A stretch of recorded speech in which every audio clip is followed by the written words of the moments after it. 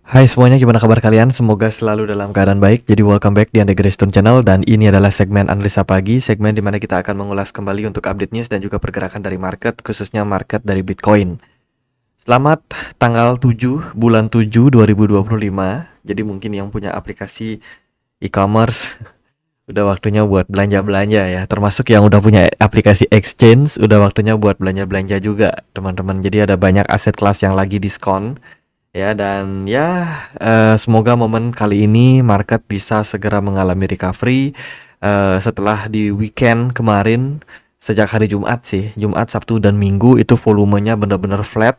Dan semoga di hari Senin ini market lebih bergairah.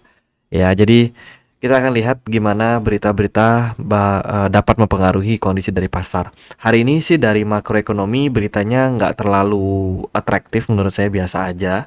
Ya, ada data retail sales dari Uni Eropa, kemudian dari Amerika Serikat ada data obligasi jangka pendek 3 bulan dan 6 bulan.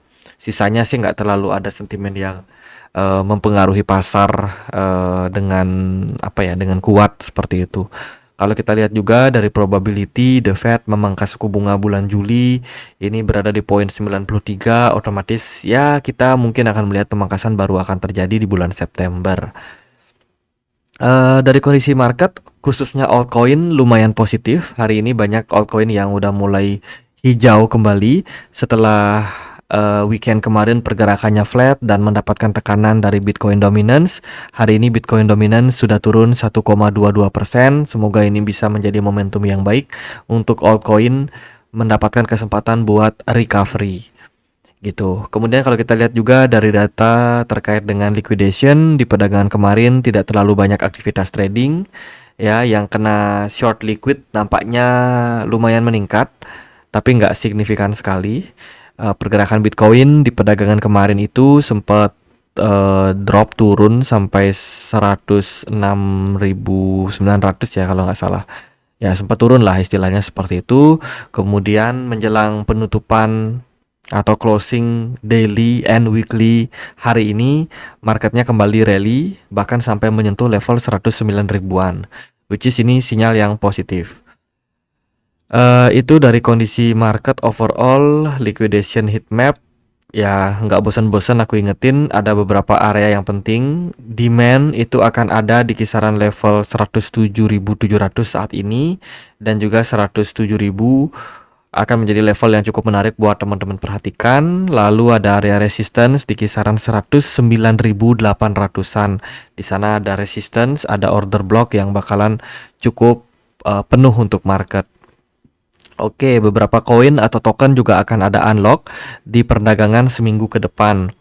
Contohnya itu yang unlocknya gede kayak token Move, ini unlock 2 hari ke depan hampir 2%. Lalu ada IMX, Immutable X ya, dia unlock 1,31% dalam 4 hari ke depan, jadi tetap waspada. Lalu APT atau Aptos unlocknya 1,75% 5 hari ke depan. Starknet unlock 3,5%. Wah, ini parah sih Starknet. Unlocknya 8 hari ke depan, waspadai. Lalu Say Network juga akan ada unlock 1% 8 hari ke depan. ARB unlock 1,87% 9 hari ke depan. Ya itu sih beberapa koin yang bakalan ada unlock kurang lebih semingguan ke depan. Jadi tetap hati-hati bagi teman-teman yang melakukan trading di pasar. Oke, kita langsung aja masuk ke banyak berita yang kita temukan hari ini.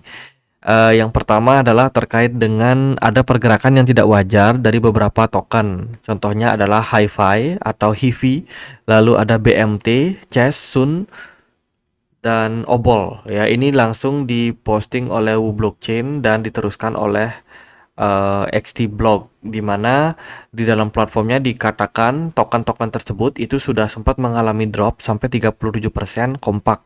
Ya, ini menunjukkan ada sesuatu pergerakan yang tidak wajar terhadap altcoin tersebut. Bisa jadi karena manipulasi market, bisa jadi karena holdernya udah banyak yang jual dalam satu waktu, sehingga menyebabkan tekanan jual lumayan signifikan terhadap market. Atau bisa jadi ini juga merupakan sebuah rotasi, di mana banyak developer dari altcoin yang memang sudah membuang altcoin yang mereka bikin. Tujuannya untuk apa? Untuk menggerakkan market yang lebih besar gitu. Atau untuk membeli koin yang lebih punya masa depan yang lebih jelas. Sebab kan di kondisi seperti sekarang ini terlalu banyak altcoin yang tercipta, teman-teman. Jadi altcoin sekarang itu sudah berlimpah ruah ya, bahkan mungkin jutaan token sudah ada di pasar. Sehingga ini akan membuat investor itu terpecah fokusnya. Mau beli token yang mana, bingung mereka, teman-teman. Dan whales pun juga bingung karena dana yang terbatas ini justru harus terpecah di banyak token. Akibatnya developer atau market maker yang memang udah jenuh megang tokennya terlalu lama, harganya nggak naik-naik juga ya kan, mereka juga sulit buat FOMO in retail buat masuk di project yang mereka bikin. Akhirnya mereka dump barangnya, mereka buang barangnya, dan mereka cari probability yang lebih baik gitu. Makanya ada altcoin yang mengalami dump atau crash dalam jangka waktu yang pendek gitu. Ini adalah beberapa koin yang memang punya top performance saat ini ya, kayak Hype, Bong, AAV, BCH, FET, AI, lalu ada QNT, Ethereum, Tau, dan lain sebagainya. Saat ini kita belum berada di alt season, tapi kalau kita lihat dari fokus ini, Bitcoin season sudah terlampaui gitu. Jadi akan ada kemungkinan nih potensi altcoin akan lebih bergairah dalam beberapa waktu ke depan. Semoga bisa dalam beberapa minggu. Itu yang kita temukan. Jadi waspada buat teman-teman yang pegang token-token dengan pergerakan yang abnormal. Tiba-tiba dump, itu hati-hati sekali. Oke, kemudian Elon Musk mengatakan dia akan bikin partai politik baru. Ya, setelah pengumuman dari Trump, yang mana Trump mengesahkan Big Beautiful Bill yang disahkan oleh DPR dan ditandatangani oleh Donald Trump kemarin. Elon Musk berencana untuk bikin partai politiknya. Nah, Elon Musk sendiri kan sebelumnya dia pro sama Donald Trump, tapi nampaknya Elon Musk sudah keluar dari Department of Governance Efficiency yang memang dibikin ya, dan saat ini Trump nampaknya berada dalam oposisi dari Trump ya. Jadi Elon Musk sendiri gitu kayak tidak bersebelahan lagi sama Trump, tapi udah beda posisi, apa ya, berseberangan seperti itu. Dan tentu saja ini akan membuat perseteruan lagi bisa terjadi ya, khususnya mungkin berdampak sama kondisi dari perpolitikan di Amerika Serikat. Harapan kita sih nggak terlalu memberikan impact terhadap market, tapi ya untuk informasi aja buat teman-teman. Lalu Scott Bessent, Menteri Keuangan Amerika Serikat, itu dia mengomentari gitu, Elon Musk sebaiknya fokus aja membangun bisnis mereka gitu, nggak usah ikut-ikutan politik ya. Kurang lebih kayak gitulah ya inti daripada komentar dari Scott Bessent gitu. Mengingat Elon Musk sendiri posisinya saat ini memang sebagai miliarder, salah satu orang terkaya di Amerika atau bahkan di dunia seperti itu, dan mendingan fokus aja. Elon Musk sih sebenarnya pengennya fokus, tapi kan kemarin Elon Musk masuk ke Departemen Governance Efficiency kan punya tujuan gitu, dan saat ini yang terjadi yaitu ya tujuannya kayak diganggu gitu ya. Trump bisa saja membatalkan berbagai macam bukan diskon sih, kayak apa ya, kompensasi atau kayak intensif gitu terhadap atau bisa mempengaruhi bisnisnya Elon Musk gitu. Kabarnya kalau seandainya subsidinya dicabut, subsidi untuk mobil listrik ya, itu akan mengganggu tentu saja bisnisnya Elon Musk. Makanya Elon Musk ini saat ini berseberangan sama Trump gitu. Trump pengennya efisiensi, pajaknya diturunin, subsidinya dikurangin ya kan, biar ekonomi harapannya bisa growth, karena kan ada utang Amerika Serikat yang udah banyak banget. Nah, kebijakan itu mengganggu bisnisnya Elon Musk. Elon Musk juga nggak tinggal diam, kurang lebih kayak gitu. Makanya sekarang mereka berseteru. Nah, sementara itu Bank of America atau BOFA itu saat ini melihat ada sinyal sell pada stock market atau pada market saham. Ya, jadi di sini dikatakan jika seandainya S&P 500 sampai menyentuh level 603.000 bukan 6.300, yaitu merupakan poin yang riskan akan terjadi yang namanya bubble pada market. Jadi sudah dikatakan di sini di mana saat ini pergerakan dari S&P 500 itu sedang di 6.200. Dikit lagi dia 6.300. Jadi udah diprediksi duluan oleh Bank of America. Itu, dan tentu saja ini akan membuat market saham Amerika Serikat ini bisa bergejolak, teman-teman. Harapannya sih ini nggak berdampak sama kripto ya, sama Bitcoin, sebab Bitcoin kan sekarang udah mulai nggak sama pergerakannya dengan S&P 500 ataupun emas. Jadi bisa dibilang semakin besar market capnya Bitcoin ini, dia makin independen, makin tidak terpengaruh sama aset kelas yang lain secara movement. Seperti itu. Jadi ekspektasi kita adalah Bitcoin masih tetap strong. Dikala mungkin market saham kedepannya akan ada crash sebab ada sentimen terkait dengan resesi, dan juga ada utang yang memang terancam gagal bayar lagi dari Amerika Serikat. Gitu. Jadi ini faktor resiko yang kita bisa temukan ke depannya. Ada peluang krisis fiat money pada pasar, teman-teman. Itu, sementara banyak media, banyak analis sudah mengatakan hal tersebut ya, di mana One Big Beautiful Bill dari Amerika Serikat itu bisa menyebabkan bubble, dan juga US debt will exit. Gitu. Jadi bisa dibilang gagal bayar potensinya ini sangat besar untuk Amerika Serikat ke depannya. Sementara itu dari White House sendiri, dari istana ya, itu dia mengatakan bahwa zero chance for recession, teman-teman. Jadi nol kemungkinan untuk resesi Amerika Serikat. Jadi ini tentu saja didasari dengan beberapa data, seperti data ketenaga kerjaan yang masih positif, data inflasi yang sudah turun dan terkendali, kemudian ya data-data pengangguran juga yang bisa dibilang masih terbilang dalam batas wajar gitu. Jadi ya itu potensi ya. Sekali lagi, tentu saja istana punya tujuan untuk membuat publik tenang, supaya publik nggak panik gitu. Jadi ya perlu untuk diperhatikan juga posisi dan juga point of view tersebut. Kemudian ada beritanya TON, kabarnya unlock 10 tahun Uni Emirat Arab Golden Visa with TON. Wah, menarik ya, ini program baru dari TON Coin. Dan tentu saja ini bisa menjadi salah satu momen di mana holder dari TON ini bakalan sangat diuntungkan ya, terutama bagi mereka yang punya tujuan untuk memiliki Golden Visa untuk Uni Emirat Arab. Wah, ini bisa menjadi sebuah sentimen yang bagus.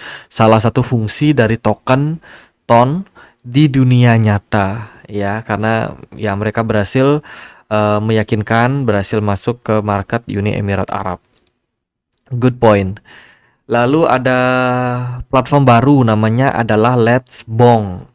Ini adalah platform kurang lebih mirip seperti Pump Fund, di mana teman-teman bisa melakukan trading di sini dengan leverage. Ya, nah, Bong itu baru saja meluncurkan platform terbarunya bernama Let's Bong. Dan ini bikin harga tokennya kemarin nge-pump lumayan menarik, teman-teman. Jadi platform Let's Bong ini kabarnya volume pedagangnya sudah mampu mencapai atau menandingi bahkan melebihi Pump Fund pada daily token launchingnya gitu. Dan ini menurut saya menjadi sebuah platform yang bakalan memperketat pertarungan dari platform DEX khususnya yang ada dan running di jaringan dari Solana. Jadi good point untuk Bong, meme token tapi punya utility. Oke, itu dari beberapa sentimen dan kondisi dari market. Hari ini Bitcoin bakalan mendapatkan closing weekly time frame. Teman-teman bisa take note ya, analisa kita masih sama dengan yang kemarin. Seandainya pergerakan Bitcoin mampu closing di atas 108.500, itu merupakan sebuah sinyal yang masih positif. Apalagi kalau Bitcoin bisa closing di atas level tersebut, tentu kita semakin yakin pergerakan Bitcoin ini bakalan berpotensi untuk bullish. Dari weekly time frame di minggu kemarin, kita udah dapat bullish engulfing pattern, yang berarti ini adalah pola awal indikasi kemungkinan pergerakan market itu bakalan lanjut bullish. Ya, ini bullish continuation pada weekly time frame-nya. Gitu. Jadi ya kita bakalan punya potensi yang bagus untuk bullish. Teman-teman udah pada buy atau belum? Ya, jangan lupa manfaatkan diskon 77. Kalau kita lihat dari daily time frame, secara teknikal pergerakan Bitcoin sudah breakout dari symmetrical triangle dan berhasil sejauh ini mempertahankan area 108.000 yang merupakan area level support. Ya, atau mungkin teman-teman yang consider ini sebagai sebuah descending broadening wedge pattern juga kurang lebih sama aja. Kita punya target secara teknikal yaitu di kisaran harga 134.500 atau kita mungkin bulatkan bisa ke 135.000. Itu adalah target secara teknikal diambil dari posisi kenaikan di sini ya. Dia breakout, maka kita punya potensi melihat Bitcoin mengalami tren kenaikan. Kalau kita ukur secara persentase dari harga breakoutnya, kemungkinan Bitcoin masih bisa rally sebanyak 23,4%. Lumayan lah teman-teman. Tentu ini bisa lebih gede kalau altcoin bisa mengambil alih ya dominasi daripada Bitcoin gitu. Dan itu yang kita temukan untuk saat ini. Level penting yang perlu kita perhatikan adalah tadi, yaitu di kisaran level 109.800 itu ada order block yang lumayan kuat pada Bitcoin. Ya, jadi level atau misi penting pada Bitcoin saat ini adalah menembus area tersebut. Apakah itu Bitcoin bisa naik sampai 111.000? Kalau bisa, itu bakalan sangat-sangat positif untuk pergerakan ke depannya. Namun harus tetap diantisipasi. Ada level penting yang harus dijaga pada Bitcoin. Yang pertama adalah area support di 108.000. Itu support minor sebenarnya. Gitu. Support kuatnya itu akan ada di kisaran level 106.600. Jadi dua area support tersebut wajib untuk dipertahankan oleh Bitcoin dalam waktu ke depannya. Semoga tidak sampai breakdown. Gitu. Sementara ini point of view saya masih positif sama market. Hopefully ini menjadi momentum kebangkitan untuk Bitcoin dan juga altcoin.